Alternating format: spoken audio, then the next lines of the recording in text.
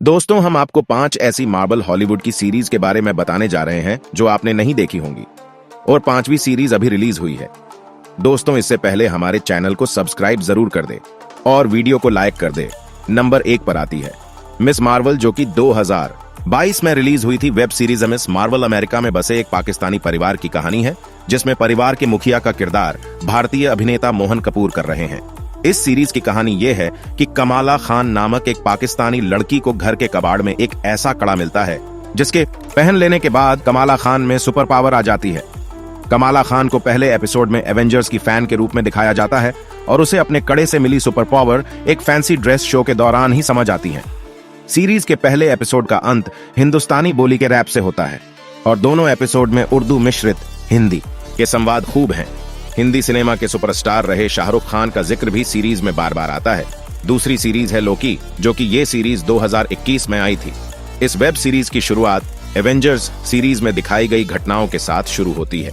साल 2012 में, उस वक्त जब लोकी टेसरेक्ट चुराकर गायब हो गया था, तो लोग हैरान रह गए थे कि वो कहां गया, उसका क्या हुआ। इसका जवाब इस सीरीज के पहले एपिसोड में ही मिल जाता है। लोकी मंगोलिया स्थित गोबी रेगिस्तान में मिलता है। वहां के स्थानीय लोगों को अपनी शक्तियों से प्रभावित करने की कोशिश करता है, लेकिन सेक्रेड टाइमलाइन यानी पवित्र समय रेखा के खिलाफ अपराधों को रोकने के लिए काम कर रही टाइम वेरिएंस अथॉरिटी यानी TVA से उसका सामना होता है। यह संगठन विभिन्न टाइमलाइंस को ट्रैक करता है ताकि अतीत और भविष्य की घटनाएं अपने सही क्रम में रहें। वे लोग उसे पकड़कर TVA मुख्यालय में ले जाते हैं। वहां लोकी मल्टीवर्सल वॉर और टाइम कीपर्स के बारे में सीखता है। लोकी का किरदार है, उसका वेरिएंट यानी दूसरी दुनिया का लोकी सेक्रेड टाइमलाइन से छेड़छाड़ करके उसे बाधित करता है। TVA agent Mobius Owen Wilson का मानना है कि लोकी अपने ही वेरिएंट को पकड़ने में उनकी मदद कर सकता है। इसलिए TVA के लोग लोकी को समझाने की कोशिश करते हैं, उसे उसके वेरिएंट के टाइम पीरियड में भेजने की योजना बनाते हैं। तीसरा सीजन है moon night. Marvel cinematic universe की फिल्में इंडिया में भी खासी पसंद की जाती हैं। अब सुपर हीरो वाले इस यूनिवर्स में एक और नए हीरो की एंट्री मून नाइट के तौर पर हुई है। मून नाइट के बारे में अगर आप ऐसा सोच रहे हैं कि यह बाकी सुपर हीरो जैसा है, तो आप गलत हैं। भले ही कॉमिक्स में यह कुछ बैटमैन या आयरन मैन जैसा लगता है, लेकिन यह किरदार काफी अलग भी है, जो अगर आप MCU के फैन हैं तो जरूर पसंद आएगा। कहानी का नायक Steven Grant Oscar Isaac London के एक म्यूजियम की गिफ्ट शॉप में काम करता है। वह एक मेंटल डिसऑर्डर से जूझ रहा है। वह जहां पर सोता है वहां से कहीं और जाकर उठता है। एक रात स्टीवन सोता है तो कहीं और दूर किसी गांव में जाकर उठता है। उसे लगता है कि उसके शरीर में एक अन्य आदमी मार्क स्पेक्टर भी रहता है। दरअसल स्टीवन ग्रांट, मार्क स्पेक्टर और मून नाइट एक ही है। आपको यह नायक थोड़ा अजीब सा लग सकता है, लेकिन इसका कहानी आपको बांधे जरूर रखेगी। अगर आपने मार्वल की फिल्में देखी हैं तो आपको पहले की फिल्मों की तरह ही बेहतरीन सीन देखने को मिलेंगे। हमेशा की तरह मार्वल की फिल्मों की तरह इस सीरीज में बेहतरीन एक्शन और VFX देखने को मिलेगा। हीरो के तीनों किरदार उसे और दिलचस्प बनाते हैं, इसलिए मार्वल के फैंस को एकदम नया सुपर हीरो मिला है। यह सीरीज 6 एपिसोड्स की है और इसका सारे एपिसोड रिलीज कर दिए हैं। इसमें अलग कहानी, नया हीरो और खूब सारा एक्शन देखने को मिलेगा। एक तरह से यह एकदम फ्रेश कंटेंट है। अगर आप भी मार्वल के फैन हैं तो इसे मिस करने की कोई वजह नहीं रह जाती है। यह OTT प्लेटफॉर्म डिज्नी हॉटस्टार पर रिलीज कर दी गई है। चौथी सीरीज है हॉकाई। एक ऐसा किरदार रहा है जो उनको अपने सबसे करीब का दिखता है। सुपर हीरोज की दुनिया में वह एक ऐसा किरदार है जिसके पास कोई सुपर पावर नहीं है। उसके पास है तो बस हुनर और कौशल तीरंदाजी का, और उसके आसपास जो भी ताकतवर सुपर हीरो या अरबपति एवेंजर हैं, उन सब में वह बहुत ही साधारण दिखता है।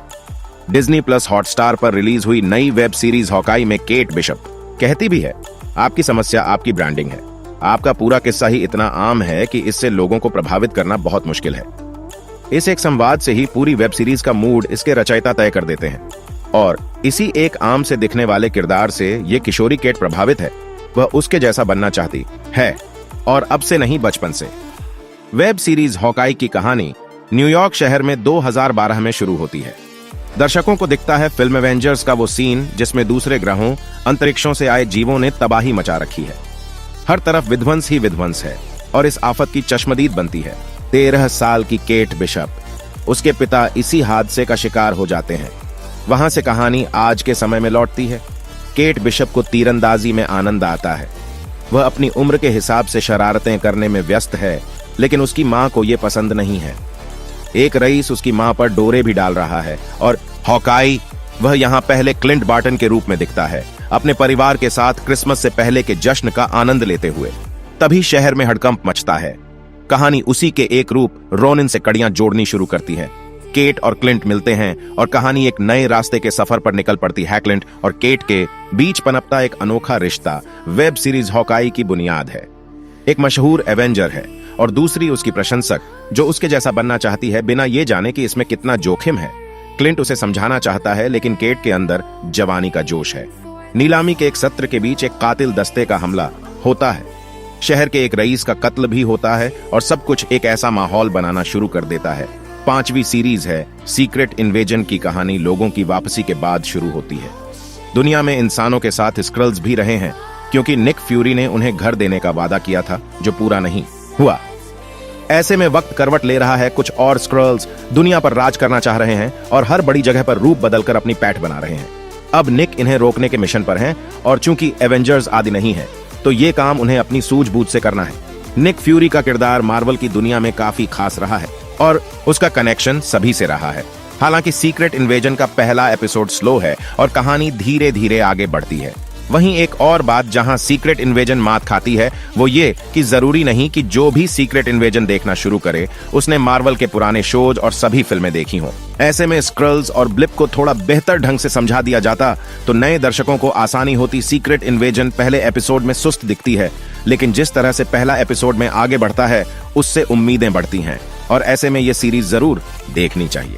इस सीरीज में जिस तरह से निक फ्यूरी के किरदार को दिखाया और बढ़ाया जा रहा है वो वाकई दिलचस्प है।